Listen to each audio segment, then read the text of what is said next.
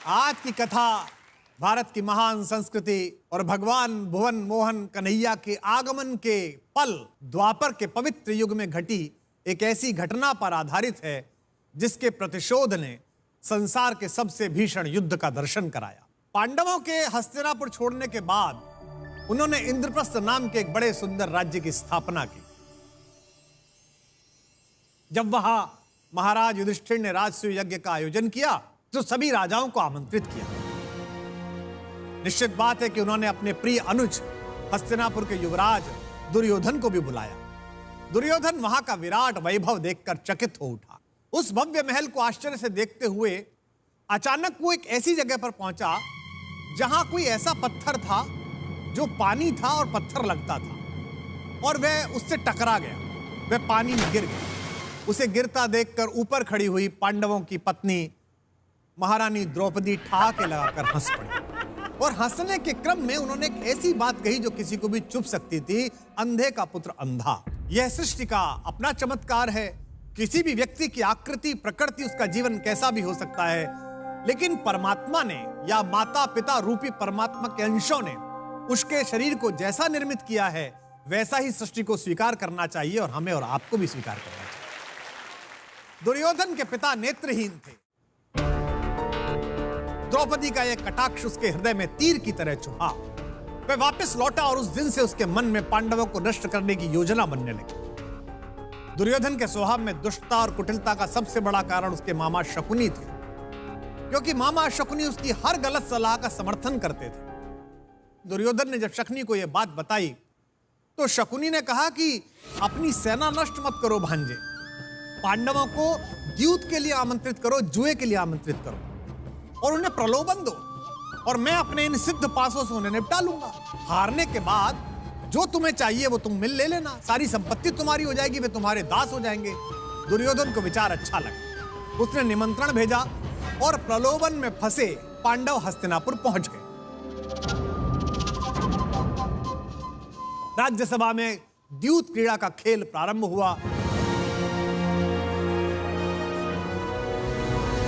पांडवों के बड़े भाई महाराज युधिष्ठिर क्रमशः अपना राज्य, संपत्ति, सेना हारते रहे, और जब कुछ भी लगाने के लिए नहीं बचा तो उन्होंने अपने भाइयों को दांव पर लगाया। जब सारे भाई भी हार दिए गए तो उन्होंने अपनी महारानी द्रौपदी तक को दांव पर लगा दिया। दुर्भाग्य से सारे दांव भी हारे गए।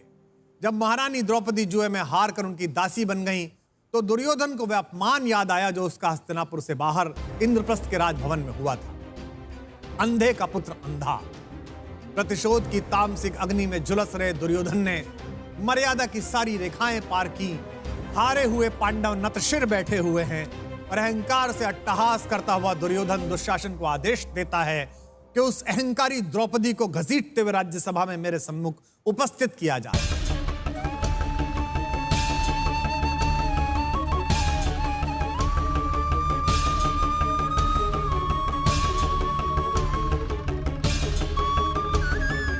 दास बने हुए पुरुषार्थी गांडीवधारी धनुर्धारी अर्जुन चुप हैं, भीम चुप है, सदा सत्य की समीक्षा करने वाले युधिष्ठिर चुप हैं।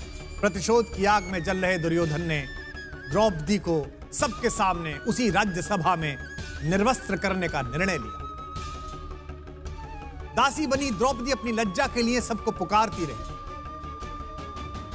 उसने विदुर को पुकारा, अपने पतियों को पुकारा। अंततः हस्तिनापुर सिंहासन में बैठे हुए राज्य सत्ता के वे महनीय लोग जो गुरुवर द्रोणाचार्य, गुरु कृपाचार्य और पिता में भीष्म कहलाते थे, इन महत्वपूर्ण लोगों पर कोई असर नहीं पड़ा। सब चुप बैठे रहे। जब किसी ने कोई रक्षा नहीं की और दुशासन साड़ी खींचने लगा तो असहाय द्रुपद सुता ने उसी को पुकारा जिसकी शरण में अंततः सारी सहायताएं लोप हो जाती हैं। भुवन मोहन कन्हैया कृष्ण से गुहार लगाई, और कहा भी जाता है कि निर्बल के बल तो वे ही हैं। भरी राज्यसभा में अपनी लज्जा को बचाने के लिए तड़पती एक स्त्री की पुकार जैसे ही कृष्ण तक पहुंची,